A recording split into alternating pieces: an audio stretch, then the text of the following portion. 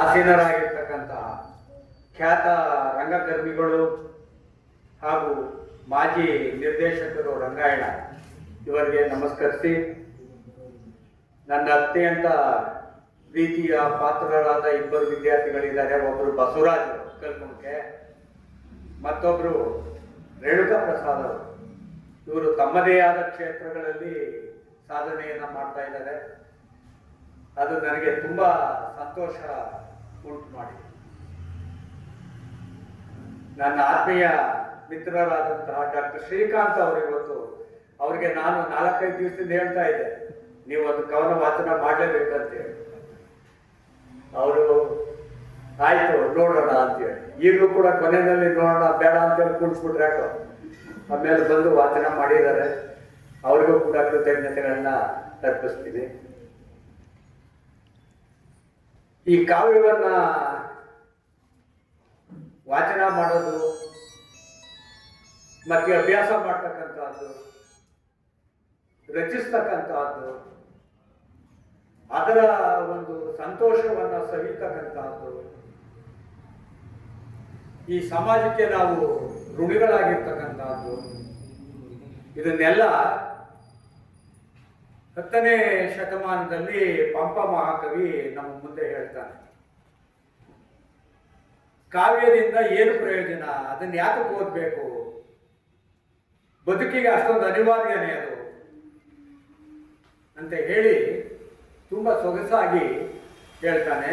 ಅವನೇನು ಹೇಳ್ತಾನೆ ಅಂತ ಹೇಳಿದ್ರೆ, ಇದು ಒಪ್ಕೊಳ್ತಕ್ಕಂಥದ್ದು, ಇದು ಒಪ್ಪದೇ ಇರ್ತಕ್ಕಂಥದ್ದು, ಇದು ಉದಾತ್ತ, ಇದು ಅಲ್ಲ ಅನ್ನುವ ಜ್ಞಾನವನ್ನ ನಮಗೆ ಕವಿ ಹೇಳ್ತಾನೆ. ಅವನ ಶಕ್ತಿ ಇದೆ ಅಂತ ಹೇಳಿ ತನ್ನ ಆದಿಪುರಾಣ ಕಾವ್ಯದಲ್ಲಿ ಕಾವ್ಯದ ಮಹತ್ವವನ್ನು ಹೇಳ್ತಾನೆ. ಈ ಕಾವ್ಯ ಇದೆಯಲ್ಲ, ಅದನ್ನ ಕಾವ್ಯದ ಮೂಲಕ ಯಾಕೆ ಹೇಳಬೇಕು? ವರ್ಡ್ಸ್ವರ್ತ್ ಕವಿ ಹೆಸರು ಗೊತ್ತಿದೆ ನಿಮ್ಗೆಲ್ಲ. ಆ ವರ್ಡ್ಸ್ವರ್ತ್ ಇದಾನಲ್ಲ, ಇಂಗ್ಲಿಷ್ ಮಹಾ ನೇಚರ್ ಪೊಯೆಟ್.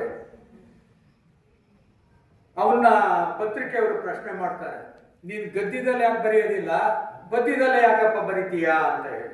ನೋಡಿ, ಪದ್ಯ ಎಷ್ಟು ಶಕ್ತಿಯಿಂದ ಕೂಡಿರ್ತಕ್ಕಂಥದ್ದು ಅಂತ ಹೇಳಿ.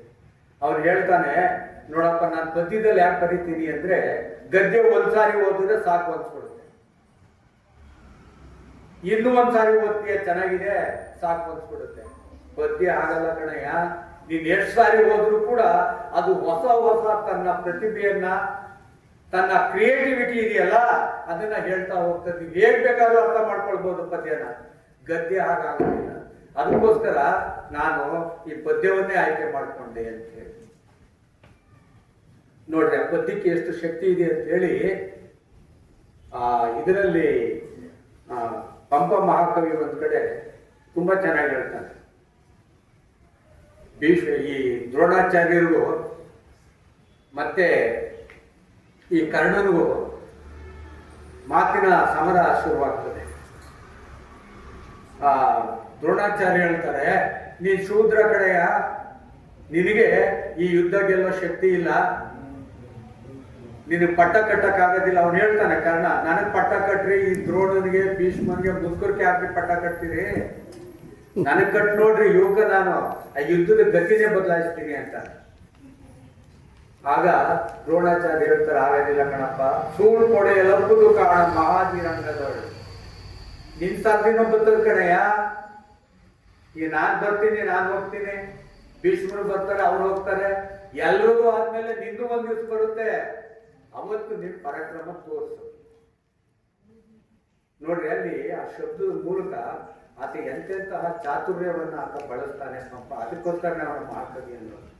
ಆಗ ಕರ್ಣ ಒಂದು ಮಾತು ಹೇಳ್ತಾನೆ, ಎಂತಹ ಹಾರ್ಟ್ ಟಚಿಂಗ್ ಇದು ಒಂದು. ಕುಲಂ ಕುಲಮಲ್ತು ಛಲಂ ಕುಲಂ ಗುಣಂ ಕುಲಂ ಅಭಿಮಾನ ಮುಂದೆ ಕುಲಂ. ನೀವು ಯಾವ ಗತಿಯಲ್ಲಿ ಇದನ್ನ ಹೇಳ್ತದೆ ಮನ್ಸನ್ನಾಗುತ್ತೆ. ಜಾತಿ ಅನ್ನೋದು ಇಲ್ವಾ ಕಂಡ್ರಯ್ಯ, ದ್ರೋಣಾಚಾರ್ಯ ಭೀಷ್ಮರ ಮುಂದೆ ನಡೀತಾ ಇರುತ್ತೆ ಅವರಿಗೂ. ಕುಲ ಮತ್ತು ಕುಲ ಅನ್ನೋದು ಇಲ್ವೇ ಇಲ್ಲ, ಜಾತಿ ಅನ್ನೋದು ಇಲ್ವೇ ಇಲ್ಲ. ಯಾರು ಅಭಿಮಾನದಿಂದ ಬದುಕಬೇಕು ಅಂತಾರೆ ಅವ್ರದೇ ಒಂದು ಕುಲ. ಛಲದಿಂದ ಬದುಕಬೇಕು ಅಂತ ಯಾರಂತಾರೆ ಅವ್ರದೇ ಒಂದು ಕುಲ. ಒಳ್ಳೆಯ ಗುಣ ಇರ್ತಕ್ಕಂಥವ್ರು ಯಾರಿದ್ದಾರೆ ಅವ್ರದೇ ಒಂದು ಕುಲ. ಇದನ್ನ ನೀವು ಹೇಳಿದ್ರೆ ನಾನು ಒಪ್ಕೊಳ್ತೀನಿ. ಆದ್ರೆ ನನ್ನ ಹಿನ್ನೆಲೆಯನ್ನ ನೀವು ಈ ರೀತಿಯಾಗಿ ಅಪಮಾನ ಮಾಡ್ತಕ್ಕಂಥದ್ದು ಸರಿ ಇಲ್ಲ. ಅದರಲ್ಲೂ ಎಂಥವ್ರು ದ್ರೋಣಾಚಾರ್ಯರು, ಭೀಷ್ಮಾಚಾರ್ಯರು ಅಂತ ಮುಂದೆ ಇಂಥ ಮಾತುಗಳನ್ನ ಕಾರಣ ಹೇಳ್ತಾರೆ. ಇಲ್ಲಿ ನೀವು ಪದ್ಯಕ್ಕೆ ಇರ್ತಕ್ಕಂಥ ಶಕ್ತಿ ಇದೆಯಲ್ಲ, ಕಾವ್ಯಕ್ಕೆ ಇರ್ತಕ್ಕಂಥ ಶಕ್ತಿ ಇದೆಯಲ್ಲ, ಅದನ್ನ ಆ ಪಂಪ ಮಹಾಕವಿ ತುಂಬಾ ಚೆನ್ನಾಗಿ ಹೇಳ್ತಾರೆ. ಮತ್ತೆ ನೀವು ಈ ಕಾವ್ಯ ಇದೆಯಲ್ಲ, ಇದು ನೋಡ್ರಿ, ನೀವು ಎಷ್ಟೊಂದು ಜನ ಇವತ್ತು ಭಾನುವಾರ ಇದೆ ಇಲ್ಲಿ ಕಾವ್ಯ ವಾಚನ ಮಾಡೋದಕ್ಕೆ ಮೈಸೂರಿಂದ ಬಂದಿದ್ದೀರಿ, ಒಳ್ಳೊಳ್ಳೆ ಉದ್ಯೋಗದಲ್ಲಿ ಇರೋದಿದ್ದೀರಿ, ವಿದ್ಯಾರ್ಥಿಗಳಿದ್ದೀರಿ. ನಿಮ್ಗೆ ಆ ಮನಸ್ಸಿನ ತುಡಿತ ಇದೆಯಲ್ಲ, ಇದರಿಂದ ನಿಮ್ಗೇನು ಲಾಭ ಇಲ್ಲದೆ ಇರ್ಬೋದು. ಆದರೆ ನಿಮ್ಮ ಮನಸ್ಸಿನ ನೆಮ್ಮದಿಗೋಸ್ಕರ, ನಿಮ್ಮ ಮನಸ್ಸಿನ ತುಡಿತಕ್ಕೋಸ್ಕರ ಆ ಭಾವನೆಗಳನ್ನು ಹೊರಗಾಗಿ ನನ್ನ ಈ ಪ್ರಬುದ್ಧತೆ ಏನಿದೆ, ಕ್ರಿಯೇಟಿವಿಟಿ ಇದೆ, ಅದನ್ನ ತೋರಿಸ್ಬೇಕು, ಈ ಸಮಾಜದ ಬಗ್ಗೆ ಇರೋ ಬದ್ಧತೆಯನ್ನ ತೋರಿಸ್ಬೇಕು ಅಂತ ನೀವು ಬಂದಿದ್ದೀರಿ. ಇದೆಯಲ್ಲ, ಇದೇ ಅಮೂಲ್ಯವಾದ ಸಮಾಜದ ಆಸ್ತಿ. ಈ ಸಮಾಜಕ್ಕೆ ಬೇಕಾಗಿರ್ತಕ್ಕಂಥದ್ದೇ ನಿಮ್ಮಂತೆ ನೀವು ಕಡಿಮೆ ಜನದಲ್ಲಿದ್ದೀರಿ, ಜಾಸ್ತಿ ಇದ್ದೀರಿ ಅನ್ನೋದು ಬರೋದಿಲ್ಲ. ನಿಮ್ಮಲ್ಲಿ ಇರ್ತಕ್ಕಂಥ ಭಾವನೆಗಳಿದೆಯಲ್ಲ, ಅದಕ್ಕೆ ಬೆಲೆ ಕಟ್ಟೋದಕ್ಕಾಗೋದಿಲ್ಲ.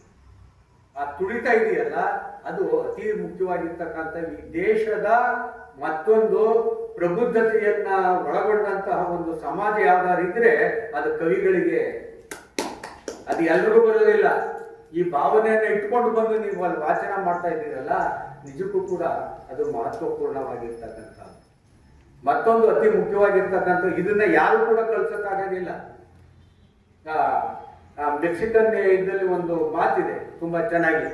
ಅವ್ರು ಹೇಳ್ತಾರೆ, ಔದಾರ್ಯ, ಕಾವ್ಯ, ಮಧುರವಾದ ಕಂಠ, ಇದನ್ನ ಯಾರು ಕೂಡ ಬಲವಂತವಾಗಿ ತುರ್ಕೋದಕ್ಕಾಗೋದಿಲ್ಲ. ಅವರಿಗೆ ದೈವದತ್ತವಾಗಿ ಬಂದಿರುತ್ತಂತೆ. ಈ ಔದಾರ್ಯ ಯಾರಾದ್ರೂ ಬಡವರು ಕಂಡ್ರೆ ಅಯ್ಯೋ ಅನ್ಸುತ್ತೆ. ಅಯ್ಯೋ ಅನ್ಸೋದು ಅಷ್ಟೇ ಅಲ್ಲ, ಅವ್ರಿಗೆ ಏನಾದ್ರು ಸಹಾಯ ಮಾಡ್ತೀವಿ, ಮಾಡಲೇಬೇಕು. ಅಯ್ಯೋ ಅನ್ಸ್ಬಿಟ್ಟು ಸುಮ್ಮನಾಗ್ಬಿಟ್ರೆ ಏನು ಪ್ರಯೋಜನ ಆಗೋದಿಲ್ಲ. ಮತ್ತೆ ಅದನ್ನೇ ಔದಾರ್ಯ ಆದ್ಮೇಲೆ ಕಾವ್ಯ, ನೀವು ಹೇಳಿದ್ರಲ್ಲ ಈಗ ವಾಚನ ಮಾಡಿದ್ರಲ್ಲ, ಇದನ್ನ ಇಷ್ಟೊಂದು ದೊಡ್ಡ ನಗರದಲ್ಲಿ ಸೆಲೆಕ್ಟೆಡ್ ಮೆಂಬರ್ಸ್ ಬಂದಿದ್ದೀರಿ ಅಂತ ಹೇಳಿದ್ರೆ ನಿಮ್ಮ ಮನಸ್ಸಿನಲ್ಲಿ ಏನೋ ಒಂದು ಭಾವನೆ, ತುಡಿತ, ಆ ಸಂಕಟ, ನೋವು ಅದು ಧ್ವನಿಸುತ್ತೆ. ಅದನ್ನ ಹೊರಗೆ ಹಾಕ್ಬೇಕು, ಆಗ ಮನಸ್ಸಿಗೆ ಸ್ವಲ್ಪ ಸಂತೃಪ್ತಿ ಸಿಗುತ್ತೆ. ನೋಡ್ರಿ, ಇದು ಕಾವ್ಯದ ಮಹತ್ವ. ಅದು ಮಧುರವಾದ ಕಂಠ, ಕೇಳೋದಕ್ಕೆ ತುಂಬಾ ಇಂಪಾಗಿರ್ತಕ್ಕಂಥದ್ದು. ಅದನ್ನ ಕೇಳಿದ್ರೆ ಮತ್ತೊಂದು ಸಾರಿ ಕೇಳಬೇಕು ಅನ್ಸೋದು. ಇವು ಹಳೆಯ ಸಿನಿಮಾಗಳು, ಪಿ ವಿ ಶ್ರೀನಿವಾಸ್ದು ಇವ್ರನ್ನೆಲ್ಲ ಇದೆಯಲ್ಲ ನೋಡ್ರಿ, ಹಾಡುಗಳನ್ನ ಮತ್ತೆ ಕೇಳ್ತಾ ಇರ್ತೀವಿ. ಎಷ್ಟು 50-60 ವರ್ಷ ಆಗಿದೆ ಅವ್ರನ್ನೆಲ್ಲ ಹಾಡಿ, ಯಾಕೆ ಕೇಳ್ತೀವಿ ಅಂತ ಮಧುರವಾದ ಕಂಠ, ಇಂಪಾದ ಸಂಗೀತ, ಇವು ಮೂರನ್ನು ಕೂಡ ಯಾರು ಬಲವಂತವಾಗಿ ಕಲಿಸೋದಕ್ಕಾಗಲ್ಲ. ನೋಡ್ರಿ, ಈಗ ಇರ್ಬೇಕಾದ್ರೆ 19ನೇ ಶತಮಾನದ ಮಧ್ಯಭಾಗದಲ್ಲಿ ಕುವೆಂಪುರವರು ಬರ್ತಾರೆ. ಅವರು ಈ ಸಾಂಪ್ರದಾಯಿಕವಾಗಿ ಬಂದಂತಹ ಈ ಸಾಹಿತ್ಯ ಸಮಾಜದಲ್ಲಿ ಹೊಸ ಸಂಚಲನವನ್ನು ಸೃಷ್ಟಿ ಮಾಡ್ತಕ್ಕಂಥ ನಾಟಕಗಳನ್ನು ಬರೀತಾರೆ. ಯಾವುದು ಜಲಗಾರ, ಮತ್ತೆ ಬೆರಳಿಗೆ ಕೊರಳು ನಾಟಕ, ಅಹಂಕಾರ ತವಿಪುದು ಯಾವುದು ಅದು ವಿದ್ಯೆ. ಆ ಜಲಗಾರ ನಾಟಕದಲ್ಲಿ ಬರ್ತದೆ. ಆ ಏಕಲವ್ಯ ಅರ್ಜುನ ಇಬ್ಬರು ಸೇರ್ಕೊಳ್ತಾರೆ. ಸೇರ್ಕೊಂಡಾಗ ಅವರಿಬ್ಬರಿಗೂ ಸಂಭಾಷಣೆ ನಡೀತದೆ. ಆಗ ಆ ದ್ರೋಣಾಚಾರ್ಯರ ಮುಂದೆ ಅರ್ಜುನ ಹೇಳ್ತಾನೆ, ನೋಡ್ರಿ, ಈ ಸಮಾಜಕ್ಕೆ ಎಷ್ಟು ಅಮೂಲ್ಯವಾದಂತಹ ಮಾಹಿತಿಗಳು ಈ ಸಾಹಿತ್ಯದಿಂದ ಬರುತ್ತೆ ಅಂತ ಹೇಳಿ. ಆ ದ್ರೋಣಾಚಾರ್ಯರ ಮುಂದೆ ಅರ್ಜುನ ಹೇಳ್ತಾನೆ, ನೀನು ಕಾಡು ಮನುಷ್ಯ ಕಣೆ, ನೀನು ವಿದ್ಯೆ ಇಲ್ಲ, ನೀನು ಗುರುಗಳೇ ಇಲ್ಲ, ನೀನಿಗೆ ಈ ವಿದ್ಯೆಯನ್ನು ಕಲಿತೆ ನೀನು ಅಂತೇಳಿ. ಆಗ ಆ ಏಕಲವ್ಯ ಎಷ್ಟು ಚೆನ್ನಾಗಿ ಆ ಸಂದರ್ಭವನ್ನು ತರ್ತಾನೆ. ಏಕಲವ್ಯ ಹೇಳ್ತಾನೆ, ಇನ್ನೊಂದ್ಸರಿ ಹೇಳು, ನೀನು ಆಡ್ತಾ ಇದೆಯಲ್ಲ ಮಾತು, ಅದನ್ನೇ ನಿನ್ನ ಅನಾಗರಿಕ ಅಂತ ಇದೆ. ನಾನು ಕಾಡಿನಲ್ಲಿದ್ದೀನಯ್ಯ, ನನಗೆ ವಿದ್ಯೆ ಇಲ್ಲ, ನನಗೆ ಈ ರೀತಿ ಭಾಷೆ ಬರೋದಿಲ್ಲ. ನಮ್ಮಿಬ್ಬರಲ್ಲಿ ಯಾರು ನಾಗರಿಕ, ಯಾರು ಆ ಕಾಡಿನಲ್ಲಿರೋನು ಅನಾಗರಿಕ ಅನ್ನೋದು ನೀನು ಎತ್ತಿ ಯೋಚನೆ ಮಾಡಿ. ನೋಡ್ರಿ, ಎಂತಹ ಪ್ರಶ್ನೆಯನ್ನ ಅಲ್ಲಿ ಉಂಟಾಗ್ತದೆ. ಜಲಗಾರ ನಾಟಕದಲ್ಲೂ ಅಷ್ಟೇ ಇಡೀ ಸಮಾಜದಲ್ಲಿ ಹೊಸ ಸಂಚಲನ ಉಂಟಾಗುತ್ತೆ. ಜಗದ ಜಲಗಾರ ನಾನು, ಊರ ಜಲಗಾರ ನೀನು. ಆ ಜಲಗಾರನನ್ನು ನೋಡಿ ಕುವೆಂಪುರವರು ಹೇಳ್ತಾರೆ, ನಾನು ಇಡೀ ಜಗತ್ತಿನ ಕೊಳೆಯನ್ನ ತೊಳೆಯತಕ್ಕಂತಹ ಒಂದು ಶಕ್ತಿ ನನಗಿದೆ, ನೀನು ಊರಿನ ಕೊಳೆಯನ್ನ ತೊಳೆಯತಕ್ಕಂಥ ಶಕ್ತಿ, ನಾವಿಬ್ರು ಒಂದೇ ಕಣಯ್ಯ. ಜನಗಳ ದೃಷ್ಟಿಯಿಂದ ನೋಡ್ರಿ, ನಾನು ಯಾತಕ್ಕೆ ಈ ಸಂದರ್ಭಗಳಲ್ಲಿ ಹೇಳ್ತಾ ಇದ್ದೀನಿ ಅಂದ್ರೆ, ಈ ಸಾಹಿತ್ಯಕ್ಕೆ ಎಂಥ ಅಮೂಲ್ಯವಾದ ಶಕ್ತಿ ಇದೆ.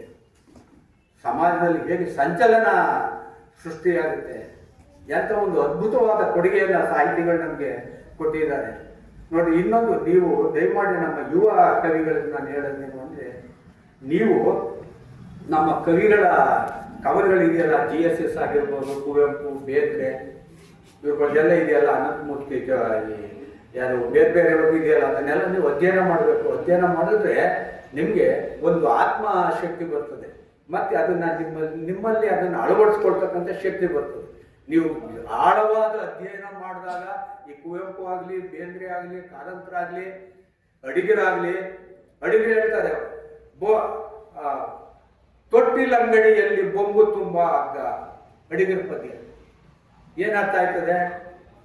ಅದು ಹುಟ್ಟು, ತೊಟ್ಟಿಲಿದೆಯಲ್ಲ ಹುಟ್ಟಿನ ಸಂಕೇತ, ಬೊಂಬು ಸಾವಿನ ಸಂಕೇತ. ಈ ನಡುವೆ ನಮ್ಮ ಬದುಕು ಹೇಗಿರಬೇಕು ಅನ್ನೋದನ್ನ ಆ ಒಂದು ಸಾಲದಲ್ಲಿ ಹೇಳ್ತಾರೆ ನೋಡಿ. ಹಾಗೇನೆ ಆ ಸೂರ್ಯೋದಯವನ್ನ ಕುವೆಂಪು ಹೇಗೆ ವರ್ಣಿಸ್ತಾರೆ, ಮತ್ತೆ ಬೇರೆಯವರು ಹೇಗೆ ವರ್ಣಿಸ್ತಾರೆ, ಅದನ್ನ ಹೇಳಿ ನಾನು ಮುಗಿಸ್ತೀನಿ. ಯಾಕೆಂದ್ರೆ ಇವತ್ತು ಭಾನುವಾರ ಬೇರೆ ಬೇರೆ ನಿಮಗೆ ಚಟುವಟಿಕೆಗಳಿರುತ್ತೆ, ನಿಮ್ಮ ಅಮೂಲ್ಯ ಸಮಯ ನಾನು ಪಡ್ಕೊಳ್ಳೋಕೆ ಇಷ್ಟಪಡೋದಿಲ್ಲ. ಪೂರ್ವದೀಗ ಕುವೆಂಪುರವ್ರ ಪದ್ಯ ಅದು.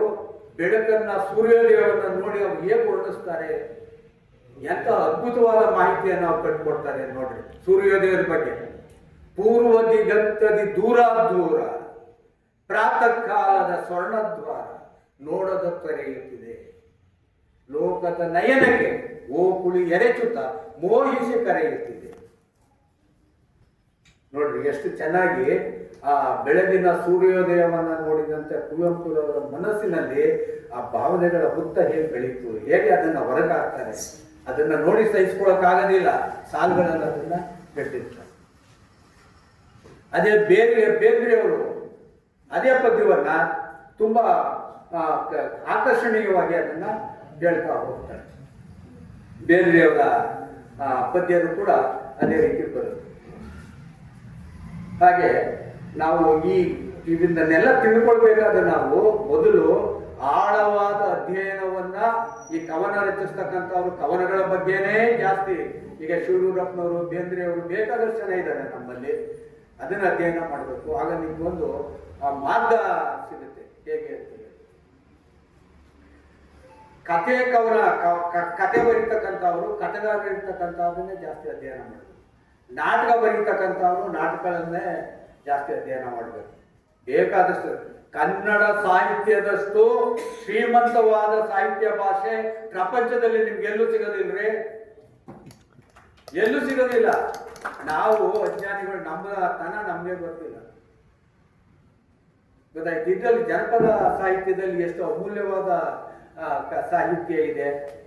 ಜನಪದ ಸಾಹಿತ್ಯದಲ್ಲಿ ಸೊಸೆಯು ಬರುತ್ತಾಳಂತ ಖುಷಿ ಬಾಳ ಮನದ, ಸೊಸೆ ಬಂದು ಮಗನ ಕಸಗೊಂಡು ಬಾಳುವಾಗ ಹಡದವ್ವ ಮುಗಿಲಿಗೆ ಬಾಯ ತೆರೆದಾಳ. ನೋಡಿ ಅದನ್ನ ಕವಿರಾಜ ಮಾಡ್ಬೇಕಾದ್ರೆ ಕುರಿತೋದದೆ ಕಾವ್ಯ ಪ್ರಯೋಗ ಪರಿಣತ ಮತಿಗಳನ್ನ ಓದೋದಕ್ಕೆ ಬರೆಯೋದಕ್ಕೆ ಬರದೇ ಇದ್ರು ಕೂಡ ಅವರ ಕಾವ್ಯಗಳಲ್ಲಿ ಎಷ್ಟು ಧ್ವನಿಯನ್ನ ಅರ್ಥವನ್ನು ಎತ್ತಿಡಿತಾ ಇತ್ತು. ಜನಪದ ಕವಿಗಳು ಕುರಿತೋದ ಅವ್ರು ಓದಕ್ಕೆ ಬರದೇ ಇದ್ರು ಕೂಡ ಕಾವ್ಯಗಳ ಕುರಿತು ಹೇಳ್ತಾ ಇತ್ತು. ಕ್ಷಮಿಸಿ, ನಮ್ಗೆ ಮೇಷ್ಟ್ರುಗಳನ್ನ ಮಾತಾಡಕ್ಕೆ ಹಚ್ಬಿಟ್ರಿ ಹೇಳಿದೆ, ನಾನು ಕೆಲಸ ಹೇಳ್ತೀವಿ ಕರ್ಸ್ಬೇಕಪ್ಪ. ನಮಗೆ ಗಂಟೆ ಹೊಡೆದ್ರೆ ಪುನಃ ಹೊರಗೆ ಬರ್ಬೇಕಾದ್ರೆ ಗಂಟೆ ಹೊಡಿಬೇಕು, ಇಲ್ಲೇ ಅದಕ್ಕೂ ನಿಂತಿರೋದೆ. ಅದು ಅಭ್ಯಾಸ ಬಲ, ಹೋಗೋದಿಲ್ಲ. ಅದು ಏನ್ ಮಾಡೋದು, ನೀವು ಸಹಿಸ್ಕೊಂಡಿದ್ದೀರಿ. ನಿಮಗೆಲ್ಲ ನಮಸ್ಕಾರ. ನಾನು ಜಲ್ದಿಯವ್ರನ್ನ ಇವತ್ತು ನೋಡಿ ತುಂಬಾ ಖುಷಿ ಆಯ್ತು. ನಮ್ಮ ಯುವ ಕವಿಗಳನ್ನು ಕೂಡ ನೋಡಿ ತುಂಬಾ ಖುಷಿಯಾಗಿದೆ. ಇನ್ನು ಚೆನ್ನಾಗಿ ಬರೀರಿ, ಬರೆಯೋ ಶಕ್ತಿ ನಿಮಗೆ ಖಂಡಿತ ಇದೆ. ಬರಿಬೇಕು, ಬರೀಲೇಬೇಕು. ನೀವು ಬರೀದೇ ಇದ್ರೆ ಅದು ಒಳಗಡೆ ತಳಮಳ ಹಾಗೇ ಇರ್ತದೆ. ಅದು ನೀವು ಉಳಿಸ್ಕೊಳಕ್ ಆಗೋದಿಲ್ಲ. ಬರೆದಾಗ ಮಾತ್ರ ಅದು ಆಸ್ಫೋಟ ಬೆಳೆಯೋದು. ಹೊಸ ಹೊಸ ಕ್ರಿಯೇಟಿವಿಟಿ ಏನಿದೆ ಅದು ನಿಮಗೆ ಲಭ್ಯ ಆಗ್ತದೆ. ನಿಮ್ಗೆಲ್ಲ ಒಳ್ಳೇದಾಗಲಿ. ನಮಸ್ಕಾರ.